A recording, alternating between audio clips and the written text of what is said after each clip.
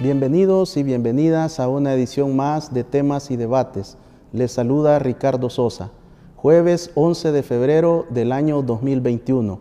En esta oportunidad me acompaña el maestro Ricardo Velázquez Parker, abogado y notario de la República, con una maestría en Administración de Empresas, cursos especializados en Derecho y otras áreas afines, diputado por la Asamblea Legislativa periodo 2018-2021 del Partido Alianza Republicana Nacionalista Arena.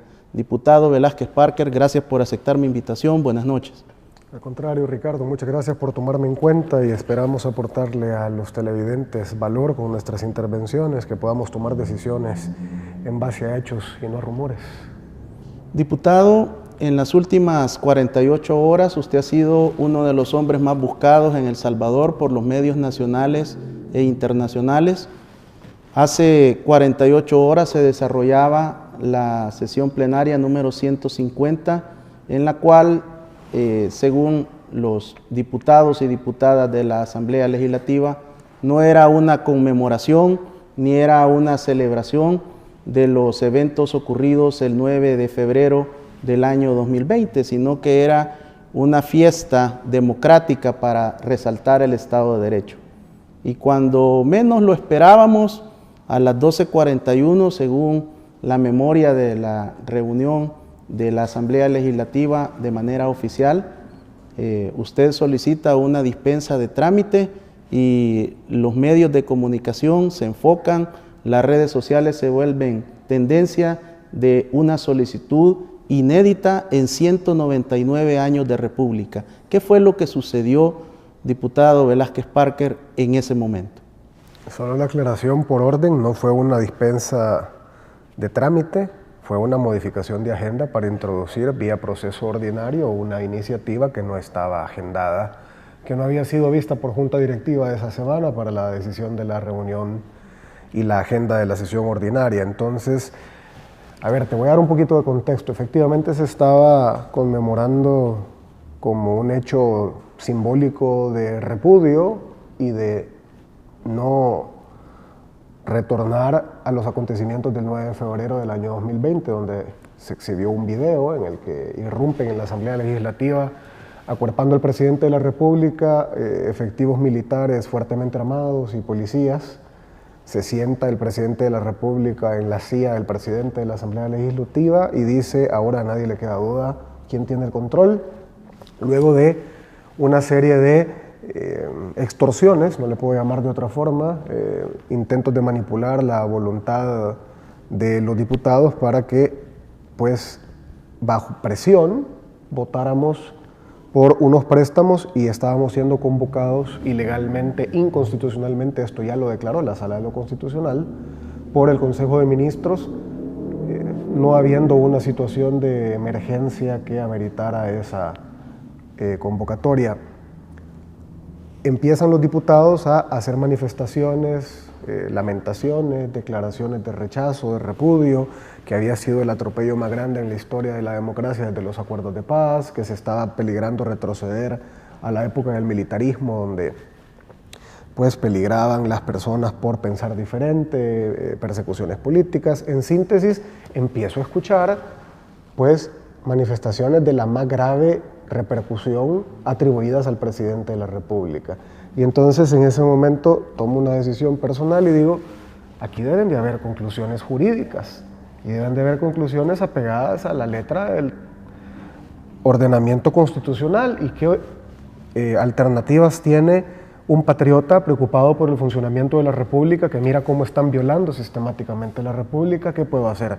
Y solo habían dos vías o dos conclusiones: o el presidente está cometiendo delitos y entonces debemos esperar que un fiscal general de la República nos presente un requerimiento para sancionar esos delitos que se le pueden atribuir, o el presidente ha perdido sus facultades mentales por las expresiones que sistemáticamente ha manifestado. Por mencionarte a guisa de ejemplo 3 de 4, malditos 1000 veces malditos.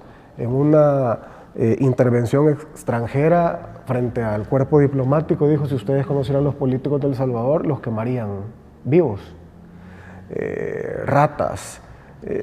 No son expresiones ni decorosas, ni de altura, ni de un ciudadano presidente que tiene la más alta responsabilidad de la Constitución, que es procurar armonía social.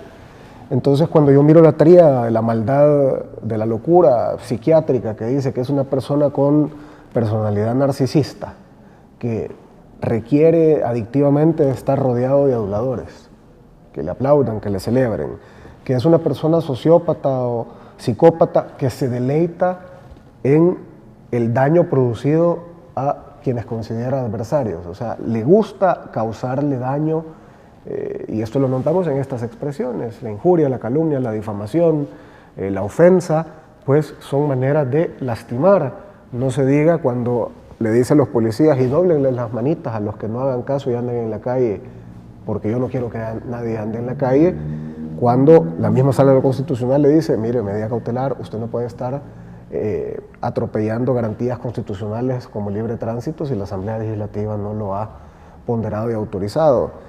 Le pegaron 2 balazos a un joven apellido Canés en San Julián que andaba en su bicicleta, a un militar, posterior a estas declaraciones de dóblenles las manitas. Y así toda una serie de afirmaciones y aseveraciones que, además de ser un atropello a garantías constitucionales de los ciudadanos, también es una persecución sistemática a los políticos. Eso me hace concluir a mí, sin ser psiquiatra, que el muchacho pues tiene problemas para estructurar su personalidad y sus decisiones y sus manifestaciones de voluntad.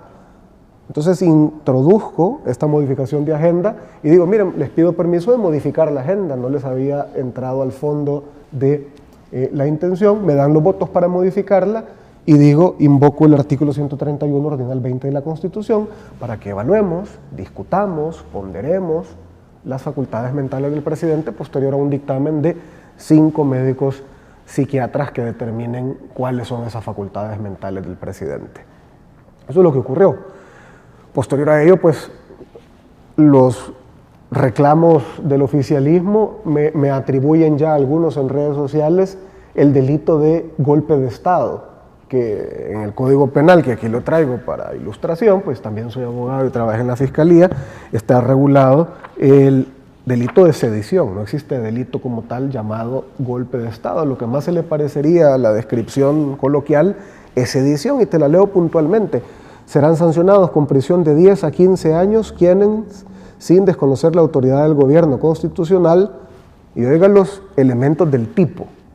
A los que no saben de derecho penal, cuando uno está describiendo un delito, tiene que cumplirse cada uno de los verbos rectores que describen la acción. Entonces, que se alzaren pública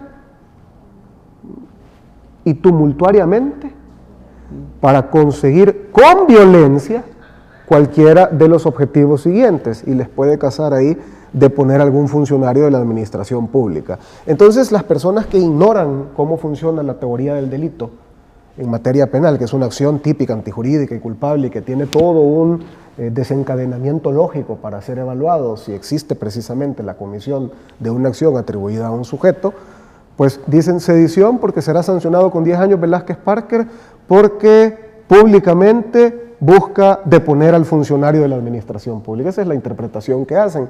Entonces me causa risa porque es una hermenéutica paupérrica, es decir, es una interpretación de ignorantes de cómo se configura el derecho penal y cómo se estructura un requerimiento o una acusación o incluso un aviso.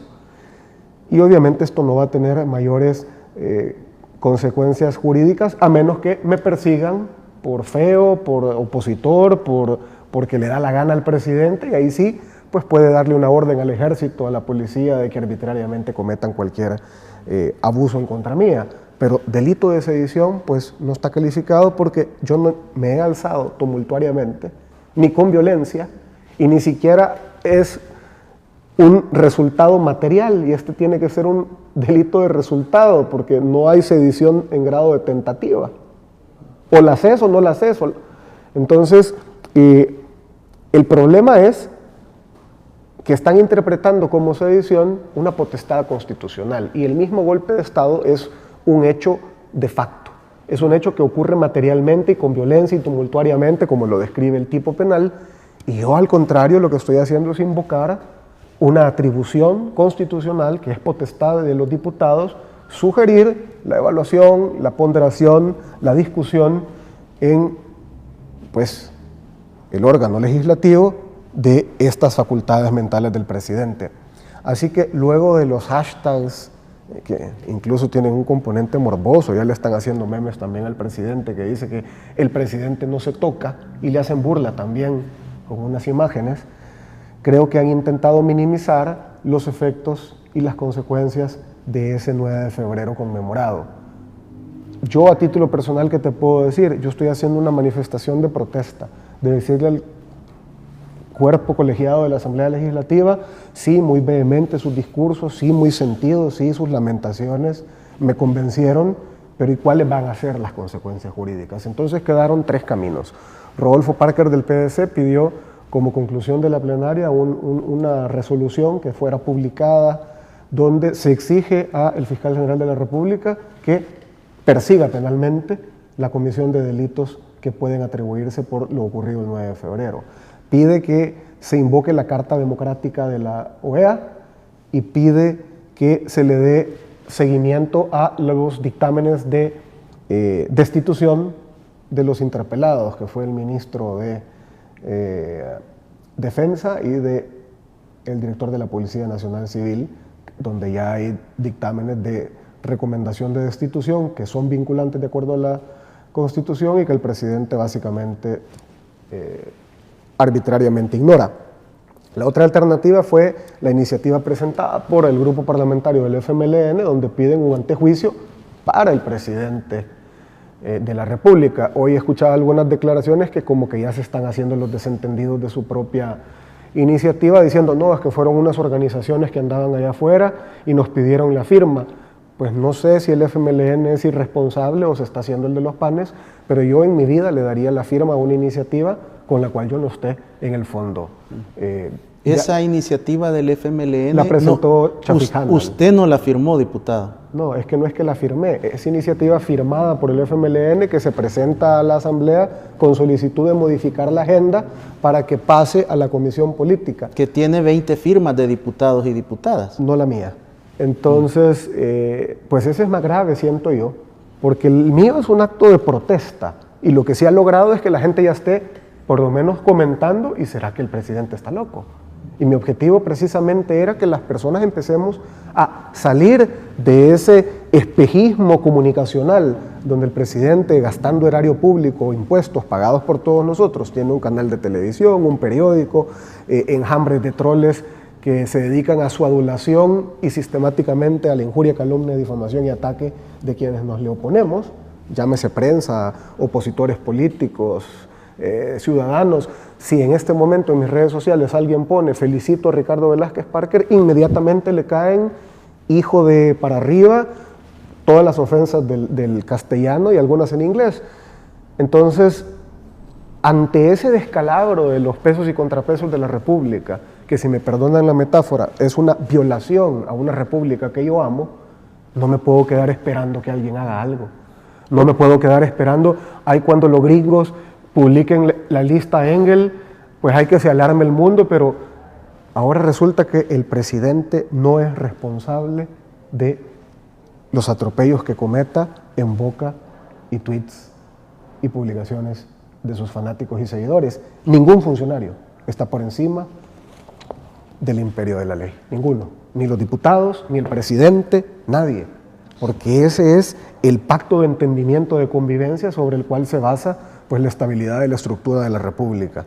Cualquier otro dicho, ataque en mi contra, pues son eso, opiniones, y también vivimos con libertad de expresión, y yo con muchísima tolerancia, pues tampoco ando amargándome la vida por sus amenazas y por sus insultos. Diputado, además de acusarlo del delito de sedición, también se comenta un intento de golpe de Estado, el cual se descarta porque para eso se necesita un elemento de poder. Usualmente es a través de las Fuerzas Armadas de las Naciones y usted no tiene ni ese poder ni forma parte del órgano ejecutivo. Pero la tercera es que es una solicitud inconstitucional, porque usted no ha presentado una justificación de acuerdo a 2 sentencias de la Sala de lo Constitucional, en la cual las actuaciones de los diputados y las diputadas tienen que tener un fundamento. Estas orientaciones, esta explicación que usted le daba a los amigos televidentes y cibernautas hace unos minutos, la detalla en la pieza. Sí, efectivamente está detallada, pero ya dijo el presidente de la Asamblea de que esto va a quedar engavetado porque en su potestad de presidente la considera impertinente, irrelevante, innecesaria, y muchos de mis críticos actuales, que bienvenidas las críticas, y es que la idea es debatir, la idea es que en la cosa pública no deben existir tabúes, no deben existir temas intocables, si es que en eso reposa la riqueza del parlamentarismo y de la democracia, que un representante del pueblo, escuchando a 1, a 10, a 100, a 1000, a 10.000 ciudadanos preocupados, a 100.000 ciudadanos preocupados, no he hecho la estadística, lo estoy diciendo a título de ilustración, pueda poner sobre la mesa del foro democrático, miren, este tema le preocupa a mis representados y quiero que lo discutamos, a ver si tiene acompañamientos o no. Y esa es precisamente la riqueza de la democracia y de la libertad política que gozamos después de los acuerdos de paz. Entonces, si a alguien le parece inoportuno, pues es su opinión que es inoportuno. En mi caso, sí me inclino a considerar que la petición de Rodolfo Parker es la más pertinente. Pero independientemente de que el muchacho está loco, o es delincuente, o sus allegados deben de responder penalmente por los atropellos que cometieron, a lo que sí llego a una conclusión de la que no me va a sacar nadie, es que deben haber consecuencias jurídicas por todos los atropellos sistemáticos que ha sufrido la República, la paz social, la armonía social, la sociedad salvadoreña, y en esta misma lógica fue que yo presenté muchos meses atrás una solicitud a la misma Comisión Política para que el fiscal general de la República fuera evaluada su permanencia en el cargo, porque a mi parecer pues no estaba desempeñando las funciones de su rol constitucional en defensa de los intereses del Estado y de la sociedad. A la misma Comisión Política le he solicitado que los diputados nos hagan 3 pruebas aleatorias en los 3 años de nuestro periodo, sin avisarnos, para determinar si consumimos drogas o estupefacientes que alteren nuestra capacidad de tomar decisiones bajo efectos nocivos de drogas ilícitas. Tampoco ha prosperado esa iniciativa. Yo no sé cuál es el miedo que le tienen los políticos y algunos de mis colegas en la Asamblea Legislativa, la transparencia, la probidad, la rendición de cuentas. Y si los deportistas se hacen el antidoping, ¿por qué no nos lo hacemos nosotros? ¿Y por qué no se lo hace el presidente? Pues, y con eso me calla como opositor todos esos rumores que también estriban sobre adicciones que tiene, la más notoria al poder y a la adulación. Así, las primeras declaraciones y aproximaciones del diputado Ricardo Velázquez Parker sobre esta pieza de correspondencia solicitada en modificación de agenda, según la explicación que nos expone esta noche en Canal 67. Al regresar conoceremos más de estos detalles, la base constitucional y qué podría suceder al llegar a la Comisión Política dicha pieza y no los adelantos de criterio como se han escuchado en las últimas 48 horas. Regresamos.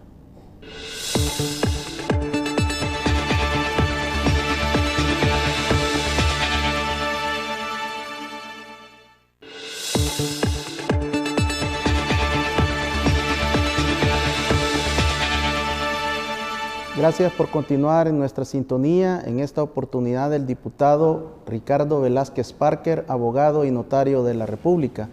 Diputado, usted en el segmento anterior tenía ciertas expresiones que son congruentes al momento que usted solicita la modificación de agenda y en la cual usted se expresa de alguna manera peyorativa, de alguna manera ha ofendido con sus palabras, con su intervención, utiliza muy bien el juego del sarcasmo y esto de alguna manera se puede considerar una falta de respeto de su parte a la investidura de la figura del señor presidente de la República.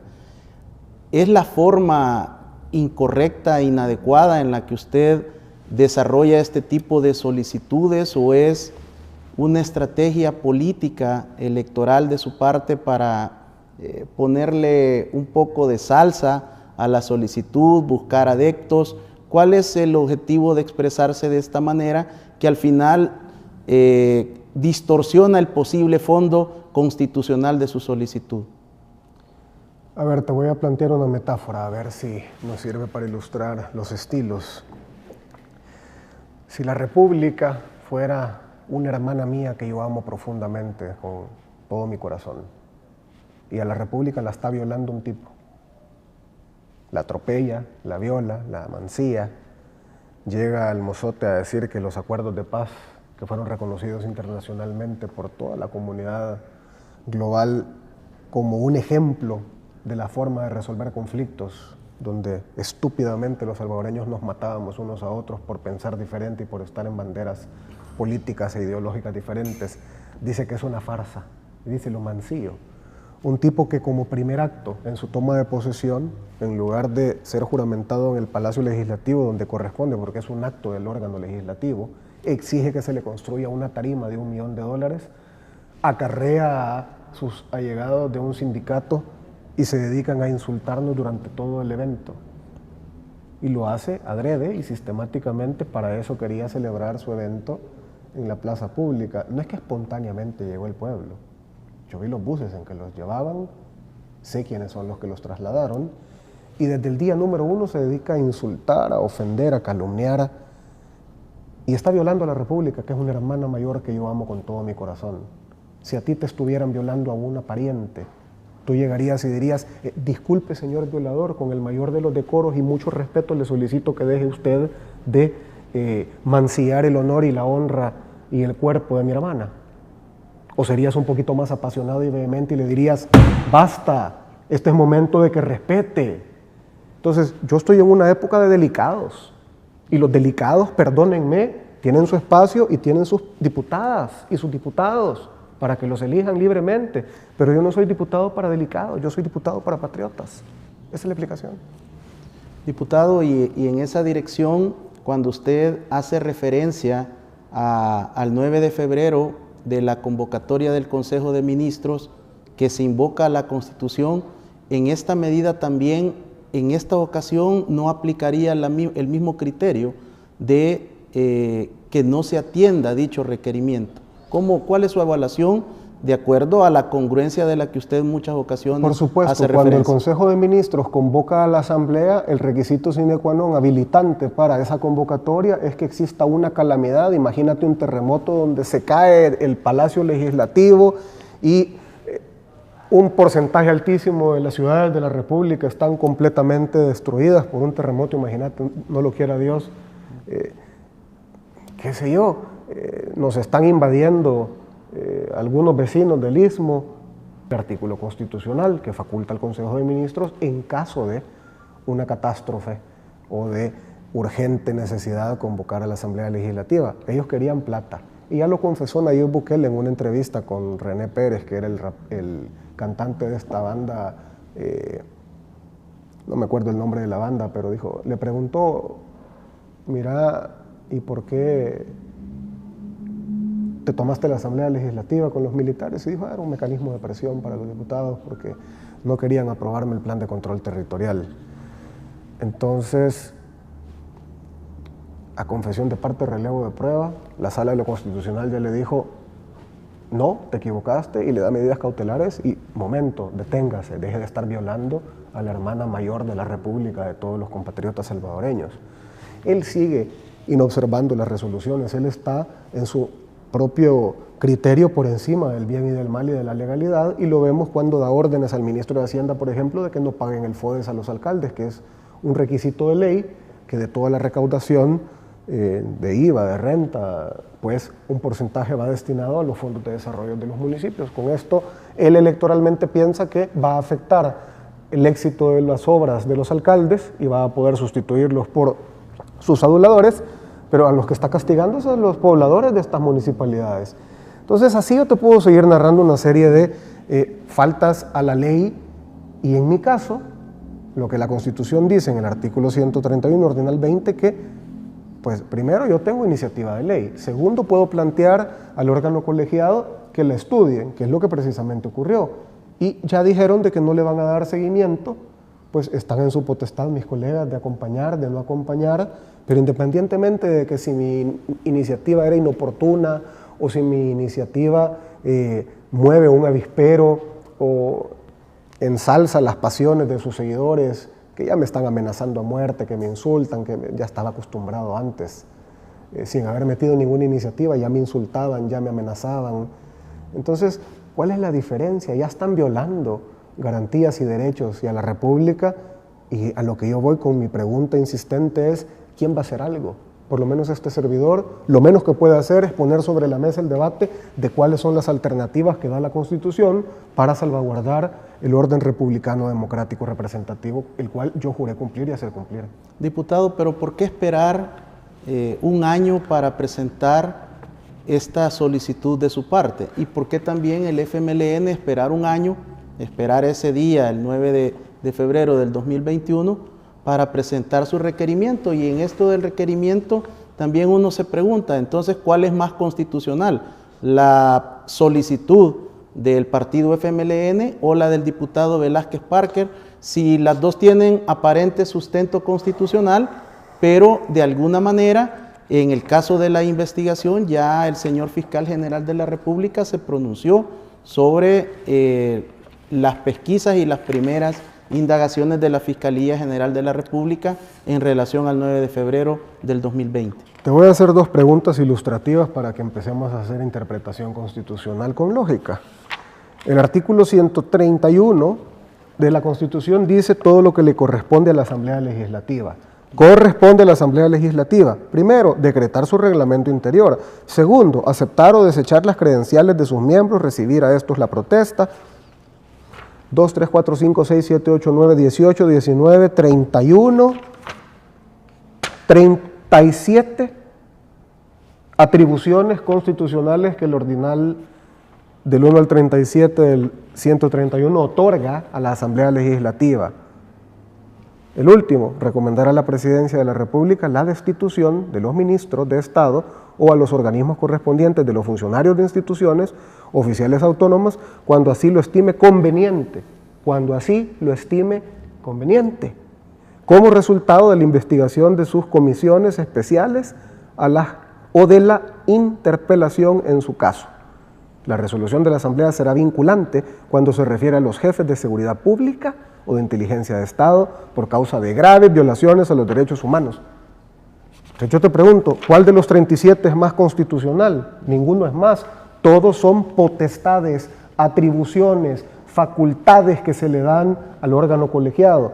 ¿Cómo se activa el órgano colegiado? Por la facultad de cualquiera de los diputados de presentar por escrito a la Junta Directiva o durante una sesión plenaria con modificación de agenda, mire, yo quiero que evaluemos el ordinal 37 o yo quiero que evaluemos el ordinal 20, que es lo que hizo este servidor, declarar con no menos de los 2/3 de los votos de los diputados la incapacidad mental del presidente.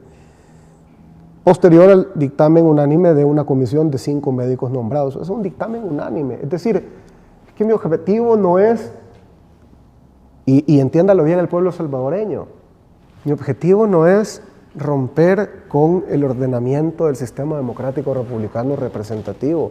Mi objetivo es que discutamos si el presidente de la República ya se pasó la raya más allá del no retorno y que las consecuencias, mira Moody, mira Fitch, calificadoras de riesgo que ya están tildando de bono basura los préstamos internacionales de la República de El Salvador, una Asamblea Legislativa que le autorizó un presupuesto ordinario de $7,000 millones, de los cuales yo no veo obra pública relevante que justifique el presupuesto más abultado que se ha autorizado por una Asamblea Legislativa a un presidente, y sobre estos $7,000, $3,000 millones autorizados a préstamos internacionales, despilfarrados en compras amañadas con productos de baja calidad y altísimo costo a un círculo de compadres, parientes y cheros, incluyendo ahí un diputado disidente de mi partido, y así puedo seguir con los etcétera, etcétera, etcétera. El ministro de Hacienda puso su negocio de venta de máscaras, el ministro de Salud puso su negocio de no sé qué, los cheros del presidente se dedicaban al negocio de la alimentación en los centros de contención durante la pandemia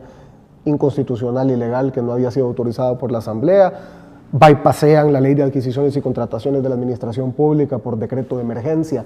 Todas esas concesiones que fuimos dando nos llevó a un punto de desencantar a nuestros votantes duros que dijeron, si poquito falta para que ustedes cogobiernen con ellos. Y esas eran las críticas que yo leía y que me molestaban. Y que alguien haga algo, y que alguien le ponga un freno, y que alguien le exija rendición de cuentas, y que alguien le exija hacerse responsable por sus desatinos. Entonces, ¿qué es más constitucional? Las explicaciones se dan durante el foro, durante la comisión, se dictamina, se abre a un debate público en el pleno. Todo eso no ha ocurrido. Entonces no podemos estar hablando de inconstitucionalidades de algo que es una hipótesis, es una posibilidad político-jurídico que está en el ámbito del deber ser, de lo posible, no se ha materializado. Y en caso que se materializase esta hipótesis de este servidor, todavía queda como contrapeso la Sala de la Constitucional, que es la última instancia que podría decir si teníamos o no teníamos razón. Todo lo demás, que si era oportuno, que si es tiempo, que por qué esperar un año, y cuánto más podía esperar viendo cómo violaban a mi hermana mayor, la República, y el fiscal no hacía nada, y la Corte de Cuentas no hacía nada, y le preguntaron al presidente del Banco Central de Reserva y dijo, aquí han estado publicados para quien quiera escudriñarlos los fondos de los que ha dispuesto Nayib Bukele, que decía que la Asamblea no le había dado un 5 partido por la mitad. Entonces, o es un mentiroso compulsivo o está loco. Y si a alguien le ofende que lo diga, pues no vote por mí. Diputado, en caso que esta iniciativa, esta solicitud suya prosperara en la comisión política. No creo que no va a prosperar. Pero me sorprende, ¿por qué le dieron los votos para la modificación de agenda? Porque no sabían, era un top secret. Usted en el momento lo... ¿Me dejas hablar? Estás ¿Sí? dando ya una aseveración especulativa. No, pero entonces... Yo ¿por no qué le dije a nadie en qué consistía el fondo de mi solicitud. Yo dije, autorícenme a modificar la agenda y ahí les explico. Entonces, como quien dice, pagaron por ver. O sea, también hay que tener mucho cuidado porque han dicho la verdad quienes dicen que yo no lo consulté. Esto es un acto de protesta constitucional legislativa que es una facultad mía como diputado para decir, de todos sus discursos, yo lo que más interesado estoy es en ver consecuencias jurídicas. ¿Qué consecuencias pueden ser? Pues evaluemos toda la gama de posibilidades que da la Constitución para exigir consecuencias. Y si la mía es la menos atinada, que sirva de ejemplo para fortalecer la más atinada. Pero lo que no podemos tolerar como patriotas, como republicanos, es que en la mesa se quede un tabú que se resume en este hashtag morboso de que el presidente no se toca, como lo declaró también el candidato a Santa Tecla por su partido, que después de Dios, él es su líder. O sea, ya un nivel de idolatría que roza con la insensatez. Diputado, si en algún momento esto prosperara dentro de la comisión política, ¿cuál es el desarrollo que definiría este Ordinal 20? Porque usted como abogado y notario de la República sabe que para que esto tenga una validez jurídica constitucional debe de ser validado por los facultados, por los peritos, pero este Ordinal 20 no menciona quiénes son esos médicos, no establece, podemos asumir que son psicólogos o psiquiatras, y estos, los únicos peritos son los del Instituto de Medicina Legal. ¿Cuál sería el posible protocolo si se lo llegaran a autorizar? Este es un momento en que yo te puedo decir categóricamente que eso no va a ocurrir después de la declaración de todos mis colegas. Entonces yo preferiría que pasemos en el campo de las hipótesis a lo que sí puede pasar. Esta iniciativa no va a tener acompañamiento, ya está adelantado por todos los grupos parlamentarios, incluyendo el FMLN, que reculó de su propia iniciativa de pues armar ¿Se siente solo en esta propuesta? No. Yo me siento completamente comprometido con la defensa de la República y así sea la única voz en su defensa, voy a seguir apasionado y comprometido defendiendo el sistema democrático, republicano, representativo que juré cumplir y hacer cumplir en el tenor literal de la Constitución. Cualquiera que se ponga a leer la Constitución se va a dar cuenta que yo actúo siempre apegado a las atribuciones que me da ese principio de legalidad que dice que los funcionarios solamente podemos hacer aquello que expresamente la ley nos faculta para hacer. Luego, mis expresiones, mi estilo, esa es mi potestad de libertad de expresión y tengo mi segmento de seguidores que lo aprecian y tengo mi segmento de detractores que lo satanizan.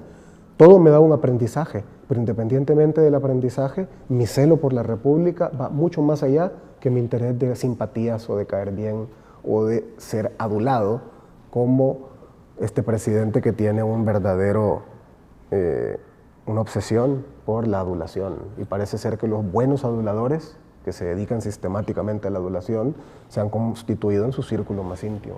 Porque de eso a ejecución y a capacidad y a méritos y a trayectorias y a profesión y a antecedentes laborales, pues uno era encargado de una discoteca y ahora lo quieren poner como el burro jefe de toda la...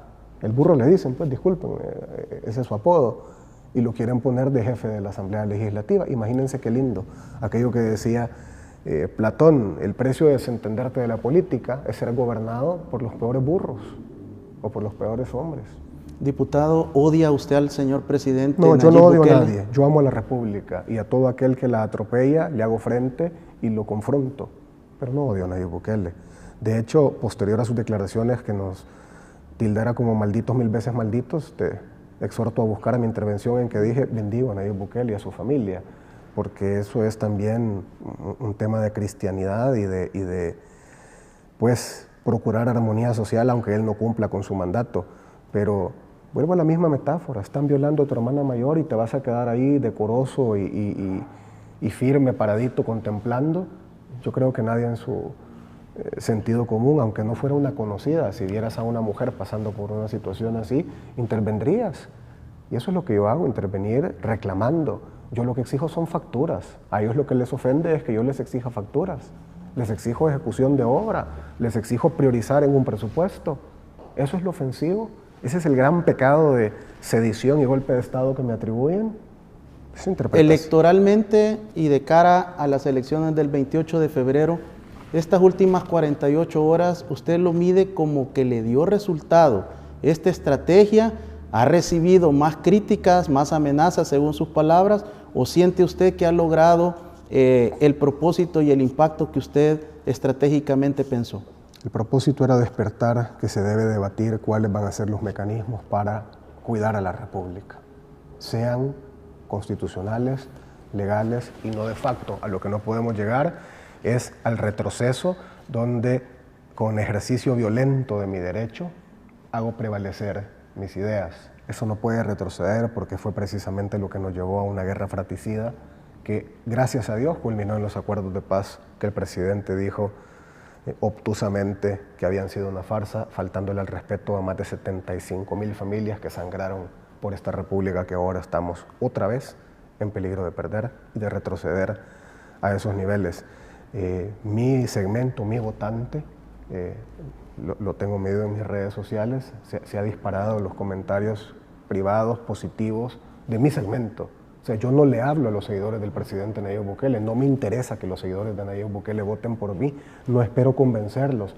Allá el tiempo los irá haciendo caer en la reflexión de su fanatismo.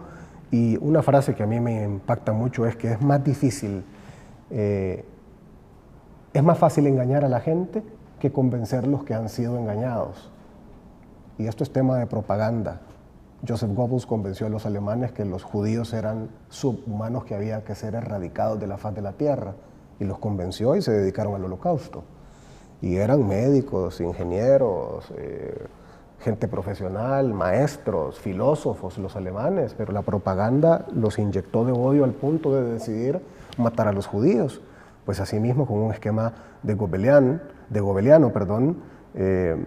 Nayib Bukele utiliza un aparataje comunicacional para fanatizar a sus seguidores. Yo no pierdo el tiempo tratando de convencerlos de que están equivocados. Yo le hablo a mis electores que cuidamos la República, que amamos la República, que añoramos vivir en nuestras familias, en paz, en progreso, en libertad y a no ser perseguidos por pensar diferente y a tener la libertad de plantear por escrito, tal y como la Constitución lo plantea, nuestras peticiones a la autoridad pública y que sus representados, en este caso este diputado, pueda hacer esa defensa vehemente de la consecuencia jurídica derivada de los atropellos.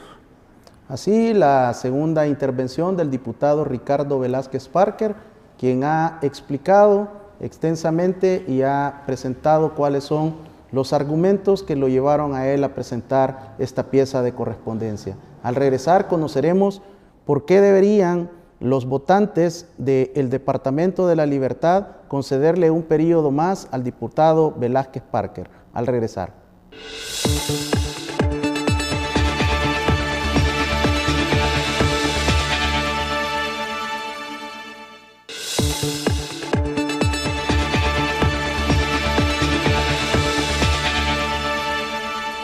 Gracias por continuar con nosotros. Esta noche el diputado Ricardo Velázquez Parker, candidato a la reelección por el partido Alianza Republicana Nacionalista Arena en el Departamento de La Libertad. Diputado, tiene muchas vallas colgadas en el Departamento de La Libertad, en el Gran San Salvador, el incomparable, siempre haciendo uso a ese morbo, a ese doble sentido, a ese sarcasmo, a esa sátira dentro del marketing político. Se podría interpretar incomparables del pasado, del presente, pero usted lo cuelga en una valla donde lanza una plataforma legislativa 2021-2024. ¿Cuál es el mensaje estratégico de esa valla? El presidente de la República no va a lograr la mayoría calificada que le permitiría elegir al fiscal general de la República, que ya no lo va a perseguir, a los magistrados de la Corte Suprema de Justicia, que ya no lo van a juzgar, va a buscar controlar la Corte de Cuentas para que no lo auditen, y mi postura es que para las elecciones de todos estos funcionarios, incluyendo el Procurador para la Defensa de los Derechos Humanos, van a empezar a circular maletines celestes, porque al no tener la mayoría calificada para elegirlos, pues serían las instituciones que lógicamente perseguirían toda esta serie de delitos que se han estado cometiendo. A mí me van o a amenazar o a ofrecer dinero para que le elija a un fiscal aguadito, a una corte choca, a unos auditores compadres, y yo no tengo precio, porque la república, la libertad y el amor no tienen precio, y en eso estriba la estrategia del incomparable. Ojalá que más diputadas que nos lleguen a acuerpar con esta postura tengan la misma visión de no tener precio. Y en la medida de que garanticemos como electores en la elección por rostro perfiles que nos parece, porque garantías nunca hay, pero que parezca por su trayectoria que se la van a poner complicada al Ejecutivo a la hora de quererlos persuadir, manipular, comprar, amedrentar, vamos a tener una mayor garantía de fortalecimiento de la institucionalidad Contralora de la República de El Salvador. Esa es la hipótesis del incomparable. Nayib Bukele no va a ganar a mayoría calificada. Puede tener más diputados, puede ser la bancada más grande, es una posibilidad, pero no va a tener la mayoría calificada, y por ello es que mi hipótesis de la circulación de maletines celestes es tan probable, y precisamente por ello es que yo he iniciado esta campaña de el incomparable. En su análisis, ni los votos, los escaños legislativos del partido Nuevas Ideas más el partido Gana no lograrían de esa manera tampoco la mayoría calificada. No la lograrían. ¿Quién va a tener la llave entonces, diputado, según su análisis? Todavía no lo sabemos, pero precisamente por esas responsabilidades que yo le traslado al electorado la herramienta de la elección por rostro. Esa es la belleza de esta elección, que tenemos una oportunidad de poner un equilibrio y un contrapeso en esta Asamblea Legislativa para que Nayib Bukele no ostente un poder total. Ya con un poder total, apagamos la luz y vámonos. Así que esa es la hipótesis. Con esa iniciativa es que yo busco posicionar que mi principal rol será la elección de funcionarios de segundo grado, más allá de aprobar presupuestos o de legislar lo que pueda ser legislado en este periodo que viene. Diputado, al revisar su campaña, su estrategia de marketing político, observo dos cosas. La primera es que usted ha sido congruente en mantener la bandera del partido que usted representa, los tres colores que le caracterizan en todas sus vallas, en toda su línea gráfica, y esto ha sido durante los 6 años que usted ha sido legislador, pero también es el único diputado propietario que está mostrando, en este caso, a su compañera de fórmula, una mujer, y eso también ha llamado mucho la atención porque pareciera que esto es una competición solo de los propietarios y se olvida un poco del trabajo de complemento que representa en este caso a la figura de su compañera de fórmula. Cuando yo estudiaba la maestría, en una de las materias de habilidades directivas, lo que se denomina a veces soft skills, manejo de las relaciones personales, me enseñaron que el éxito está en trabajar en equipo, y precisamente porque voy en una fórmula con una mujer casada, madre, profesional, con una inteligencia emocional altísima, con unas habilidades sociales que yo no tengo, que es una fortaleza que tiene mi fórmula, pues hacemos un equilibrio y una dupla de un equipo donde hay un elemento agresivo, contundente, que defiende principios y valores, y hay un elemento femenino que tiene habilidades sociales para persuadir y para lograr consensos y acuerdos siempre dentro de un estricto cumplimiento de la legalidad. Entonces, esa dupla es la que yo posiciono como un equipo con mi hermana, con Carla Roque, y me siento privilegiado y orgulloso de que ella haya aceptado acompañarme en esta aventura política de la reelección. ¿Cómo voy a dejar afuera y atrás a quien es mi principal aliada en un momento de campaña y que tiene todas las credenciales incluso para llegar a ser propietaria? Entonces, pues también parte de mi forma de pensamiento es ese empoderamiento de mi fórmula, y por eso es que me acompaña, porque nos complementamos. Cada uno tiene atributos y fortalezas que complementan al otro. Por esa es la razón de que el Incomparable hemos posicionado un eslogan, pero somos una fórmula que nos califica a ambos. En esa dirección, en el caso muy particular, ¿usted se siente orgulloso del partido político que representa, de la marca Arena, del tricolor, a pesar de que otros colegas se han desligado de la bandera, de los colores? ¿Usted se ha mantenido congruente con su posición de ser un fiel opositor, un adversario político?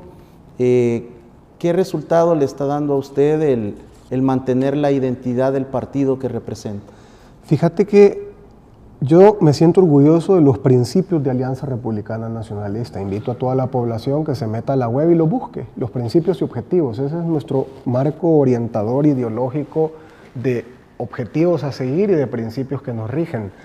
Uno de esos principios dice que todos los grandes logros que son orgullo de la humanidad son producto de la creatividad del individuo. Cuando hablamos de creatividad del individuo, entramos, por ejemplo, al neuromarketing y el posicionamiento de una marca. Cada individuo está buscando posicionarse y diferenciarse en un mercado de opiniones y de valoraciones sobre colores, estilos, formatos. ¿Es legítimo? Sí. ¿Es válido? Sí. Cada quien tiene su táctica, su estrategia de posicionamiento. Pero lo que te va a decir cualquier mercadólogo y cualquier relacionista público es cómo te diferencias vos de toda la saturación ambiental que tiene ahorita la campaña política. Están guindados en mupis, en postes, en lo que ya no hay, gracias a Dios, es pinta y pega, que dejaba toda cochina la ciudad de la República de El Salvador. Eso ya es un avance de la democracia y de la campaña política. Pero quien no quiere utilizar la bandera porque quiere posicionar su rostro o su nombre es legítimo. Y yo no lo interpretaría tampoco como una afrenta o como una traición. Yo he posicionado como tema más grande el eslogan El Incomparable. Está más grande que mi nombre y mi apellido.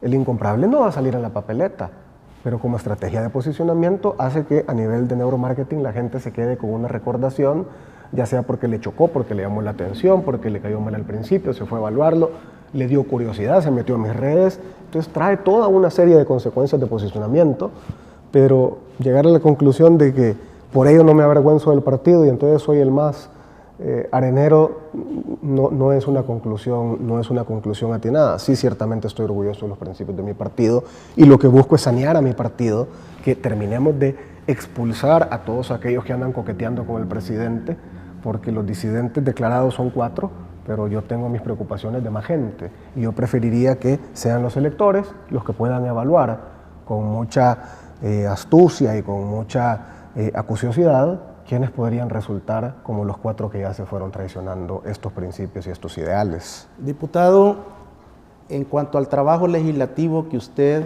propuso a sus electores y electoras para el periodo 2018-2021, ¿cuál es el producto? ¿Cuáles son aquellas iniciativas y proyectos de ley que usted ha propuesto, ha acompañado o que están todavía en estudio? Porque no solo es la intervención que usted desarrolla en cada plenaria, sino que sus votantes, sus electores y los posibles que va usted a tratar de entusiasmar en esta campaña, piden resultados, piden obra. Una de mis primeras propuestas vino a materializarse y este es un reconocimiento para el Fiscal General de la República. Así como yo tengo crítica, también tengo reconocimiento para méritos. Esta iniciativa de reformar el reglamento interno de la Fiscalía General de la República para habilitar un laboratorio técnico-científico de investigación directamente vinculado a la Fiscalía como auxiliar del fiscal general de la República en materia de investigación. El tema de criminalística tú lo vas a entender perfectamente. El principio de transferencia en la escena del delito se queda por 72 horas rastros del delincuente y el delincuente se lleva rastros de la escena del delito. Todas estas series de televisión, Crime Scene Investigation y todas estas series que tratan sobre detectives, pues tienen un fortalecimiento de eficacia en la medida de que existe la prueba científica, la culpabilidad y la individualización de los imputados. Hoy por hoy se depende de una gestión de una policía que ya vimos casos donde el mismo fiscal dijo que han entorpecido investigaciones y no colaboran actualmente para favorecer a algunos en detrimento de la justicia y la pronta y cumplida justicia. Así que yo le he dado iniciativa acompañando al fiscal. Estuve trabajando activamente sobre la ley para la persona con discapacidad. Eso nos tomó muchísimos meses de discusión en la Comisión de la Persona con Discapacidad. Yo le llamo cariñosamente, en resumen, la Comisión de la Familia, porque en la familia cabemos todos los salvadoreños. Y pues tuve muchísima participación técnica a nivel de abogacía en la construcción de una ley que me puedo jactar, una ley de primer mundo, una ley que verdaderamente rompe esquemas y paradigmas y va a potenciar el reconocimiento y la dignidad inherente de las personas con discapacidad, que son una población importantísima que merecen todo nuestro respeto y reconocimiento. Ya hemos iniciado con la discusión de la ley de la persona adulto mayor y hemos también concluido con un dictamen para la persona adulto mayor. Así que persona con discapacidad, persona adulto mayor son dos legados de mi participación activa. Ese acompañamiento a la iniciativa del Fiscal General de la República para la reforma de la Ley Orgánica de la Fiscalía General de la República. He presentado una iniciativa que es como mi chichi, que se llama la Ley de Protección Integral para el derecho preferente de los padres a elegir la educación superior, la educación moral, sexual y religiosa de sus hijos. Hoy hay una corriente de hipersexualización de los niños a nivel de sistemas educativos que pretendo blindar a los padres para que sean informados a tiempo y puedan plantear sus rechazos a contenidos de la currícula con la que no estén de acuerdo en base a sus convicciones familiares y personales. Así que esa iniciativa ha generado bastante acompañamiento de directores, pastores, padres, gente conservadora que lo que busca es proteger a nuestros niños de estas corrientes. Quien quiera vivir su vida como le plazca es problema de ellos, pero que no me vengan a decir a mí cómo criar a mis hijos. Ricardo Velázquez Parker, candidato a la reelección, ¿por qué deberían de votar los electores que están en el padrón electoral habilitados para ejercer el sufragio el 28 de febrero por su persona en el Departamento de la Libertad? El incomparable te puede decir categóricamente que la libertad no tiene precio. A mí ni me van a manipular, ni a amedrentar, ni a comprar. Yo voy a ejercer una oposición responsable, exigiendo las facturas y exigiendo las consecuencias jurídicas de todo atropello y toda violación a la República y a tus derechos como ciudadano. Ese es mi compromiso, es algo que lo hago apasionadamente, nadie me tiene que convencer, es algo que es una íntima convicción, porque es la defensa por el deber ser que aspiro prevalezca en el país donde quiero que crezcan mis hijos. En la nueva legislatura, de ser favorecido con el voto de la población del Departamento de la Libertad, ¿cuál sería ese proyecto o iniciativa de ley que usted estaría potenciando en una nueva legislatura? Así como están los plazos, vamos a terminar de ver la reforma a la Fiscalía General de la República en la siguiente legislatura, y esto va a ser crucial porque con prueba científica ya no vamos a depender de chambres, de testigos criteriados, sino que a quien cometa delitos se le va a poder procesar con una mayor eficacia en la pronta y cumplida justicia que merecemos. Así, las declaraciones del máster en Administración de Empresa, el diputado Ricardo Velázquez Parker, abogado y notario de la República, quien busca la reelección por el Departamento de la Libertad por el partido Alianza Republicana Nacionalista Arena. ¿Sabía usted, amigo televidente y cibernauta, que durante el año 2020 el método preferido por salvadoreños y salvadoreñas para quitarse la vida fue el ahorcamiento? Y la segunda disposición para atentar contra su vida fue el arma de fuego. Esto demanda que usted mantenga un control en su casa, en su oficina, en su entorno sobre las medidas de prevención, sobre la portación, la tenencia y la conducción responsable de las armas de fuego. Abrace la vida, que Dios le bendiga.